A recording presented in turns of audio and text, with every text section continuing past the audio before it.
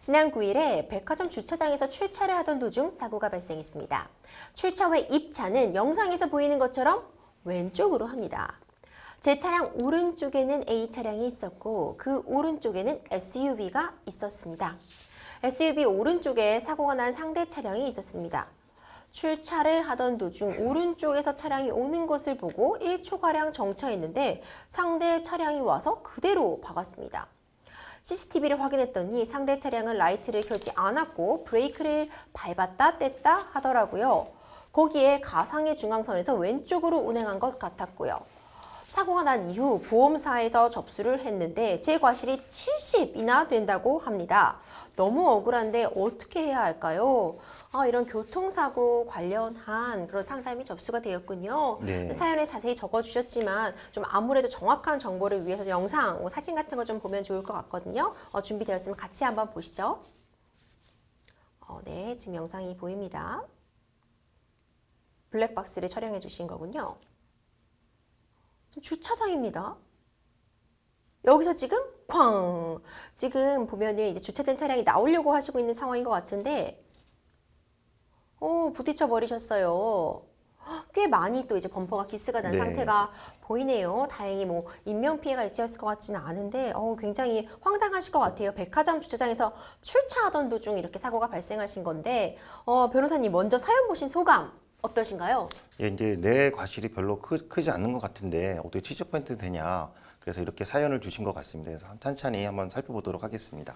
네, 변호사님 저 같은 경우도 사실 운전을 하고 다니지만 주차장 나올 때도 뭐 백화점 워낙 복잡한 공간이기도 하고요. 빠져나올 때 만만치가 않거든요. 예, 양쪽에서 맞습니다. 다 차가 꽉꽉 막혀 있고 또 차가 또 주차하려고 들어오는 차량도 있고 좀 황당할 것 같은데 굉장히 저속으로 운행 중에 발생하는 사고들이니까요. 예. 먼저 지금 과실 비율을 70이나 받으셔서 억울하다고 하셨는데 이 과실 비율 도대체 어떻게 산정되는 거죠?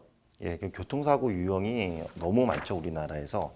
그래서 과실이 일일이 다 사안마다 다를 수가 있기 때문에 좀 어느 정도 교통사고 유형별로 과실 비율이 어느 정도 되는지 이렇게 산정을 해놓은 게 있습니다. 그게 이제 과실비율 분쟁심의위원회, 과실비율 분쟁심의위원회라는 사이트에 가시면 내 과실이 어느 정도 되는지 사고 유형에 따라서 많이 분류해 놨습니다. 그래서 지금 같은 사연에서 주차가 되어 있었고 그 다음에 주차해서 출발을 했습니다. 지금 사연을 보니까 출발을 했고 살짝 이제 운전석 쪽으로 45도 방향으로 좀 틀고 있었던 상황에서 그 사이에서 다른 차가 이제 와가서 사고가 난 거죠. 그래서 요거에 대한 과실 비율이 어떻게 되는지도 과실 비율 분쟁 심의위원회 사이트에서 확인할 수가 있습니다. 이 과실 비율 분쟁 심의위원회 사이트를 보면 좀 유용하게 예. 이런 상황에서 과실 비율이 대략적으로 어떻게 정해지는지 그 규칙 같은 걸 좀 확인해 볼 수 있겠군요, 변호사님. 예, 맞습니다. 그럼 우리 지금 사연자님께서 보내주신 그런 자료들을 바탕으로 봤을 때 변호사님께서 보시기에는 과실 비율이 좀 재조정될 여지가 있을까요? 예, 재조정될 여지도 있습니다. 우선 분쟁심의위원회에서 올린 영상을 한번 보시도록 하겠습니다. 네. 주차 중 전진사고 케이스네요.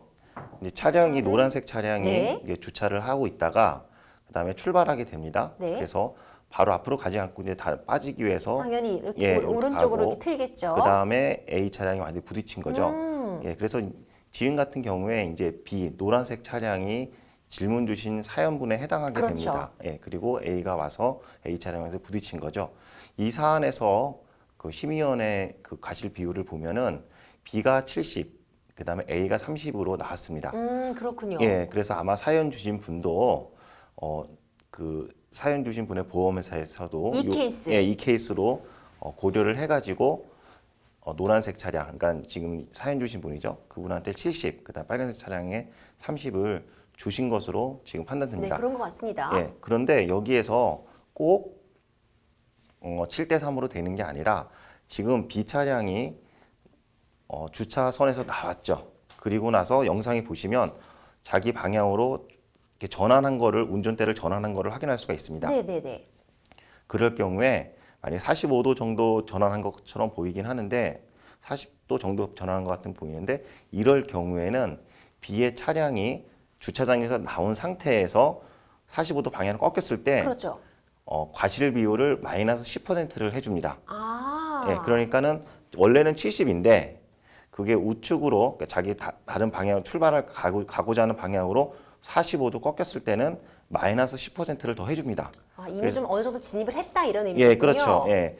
그리고 그 사연 주신 사진을 보면은 분명하게 사연 주신 차량이 먼저 갔다는 거를 확인할 수가 있습니다.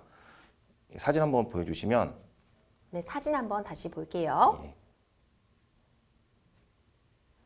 네, 여기 나왔습니다. 이게 지금 보면은 검은색 차량이 사연을 주신 분이죠. 그 다음에 하얀색 차량이 이제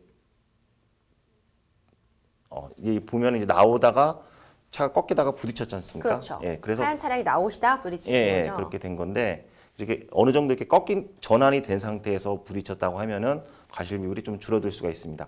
그리고 만약에 상대방 차량의 과실을 좀 높이는 경우의 수도 있습니다. 네. 그래서 만약에 상대방이 서행하지 않고 보통 주차장이 서행 지역이잖아요. 그렇죠. 서행하지 않고 빠르게 아, 그런 경우. 예, 그럴 경우에도 그 상대방 차량한테 플러스 10% 과실 비율을 높이는 경우도 있고요.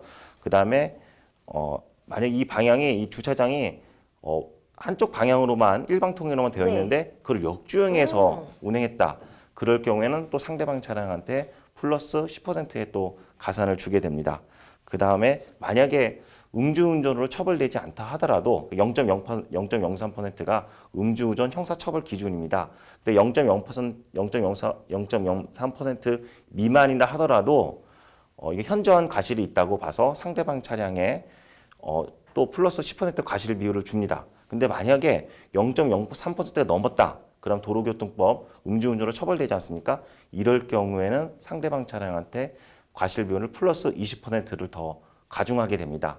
그래서 지금 사연 주신 분은 내가 블랙박스 영상을 출발을 했고 그 다음에 어느 정도 가고자 하는 방향으로 핸들을 틀었다. 네. 이거를 좀 그 보험회사 강조를 하시고 그 다음에 상대방 차량이 그 주차장이 역주행했는지 여부, 그 다음에 속도가 얼마나 빨랐는지 여부, 그 다음에 만약에 상대방 차량이 또 음주를 했는지 여부, 꼭 음주로 처벌할 필요는 없지만 만약에 처벌되면 중과실로 봐서 상대방 과실이 20% 늘어납니다. 그렇지 않고 만약에 음주만 했다라고 하면은 10% 과실만 늘어날 수가 있으니까 이러한 점을 보험회사에서 얘기하셔갖고 재조정하시면 좋을 것 같습니다. 그렇군요. 이런 식으로 좀 플러스 10에서 20 정도 어떤 예. 상황에 따라서 좀 달라지기 때문에 좀 더 다른 자료들이 좀 있어야지 판단이 저희 가능하겠지만 여러 사정을 고려할 때 과실 비율이 재조정될 여지가 분명히 있겠군요, 변호사님. 예, 그래서 지금 자신이 비율을 줄이기 위해서 어떤 요소인지 제가 방송은 말씀드렸지만 구체적으로 확인하고 싶으시면 과실 비율 분쟁 심의위원회 사이트 가셔가지고 요 사례를 찾아보시면 자신한테 어떤 것이 도움이 되는지 확인할 수가 있습니다. 변호사님, 그러면 사실 이 과실 비율 조정 어떻게 신청하면 되는 걸까요? 예, 이거 과실 비율 조정 심의 분쟁 심의위원회가 있습니다. 그렇지만은 내가 신청하고 싶다고 해서 신청하는 게 아닙니다. 여기에는 신청인이 딱 정해져 있습니다. 보험 회사하고 그 다음에 공제회, 그러니까 버스 공제회나 택시 공제회처럼 보험 회사하고 공제회밖에 신청을 못 합니다. 그렇다 한다고 하면 자기가 직접 못 하기 때문에 자기가 속한 보험 회사의 담당자한테 연락하셔서 이거 내가 심의위원회 한번 심의를 받고 싶다라고 요청을 해서 그 보험 회사가 신청을 해서 진행하는 방향으로 이루어질 수가 있습니다. 아, 그렇군요. 예, 예. 변호사님, 그럼 마지막으로 상담자가 취할 수 있는 법적 조치 좀 정리해 주시면서 좀 마지막 가이드 드리면 좋을 것 같거든요. 예, 그래서 사연자 같은 경우에는 단순히 보험회사에서 7대 3이다라고 하는 거를 난 그대로 못 받아들이겠다 해서 이렇게 사연까지 주셨잖아요. 이렇게 사연 주신 거에서 이렇게 더 제가 방금 말씀드린 과실 비율 분쟁 심의위원회 사이트 들어가셔가지고 자기 사연에 대해서 확인해 보시고 그 다음에 나한테 유리한 비율을 더 받을 수 있는지 없는 요소가 없는지를 한번 체크해 보시기 바랍니다. 그래서 그거를 자신이 속한 보험 담당자한테 연락하셔가지고 꼭 알려주시면 조정 여지도 충분히 있는 사안입니다. 네, 오늘 변호사님께서 유익한 정보 굉장히 많이 주셨어요. 이제 과실심의분쟁조정위원회 사이트 들어가셔가지고 아무래도 내 과실 비율 어떻게 책정되는지 1차적으로 확인해 보실 수 있을 것 같고 역시 조정 신청도 가능하시니까 이런 점 참고하셔서 좀 원만하게 해결되시기를 바라봅니다.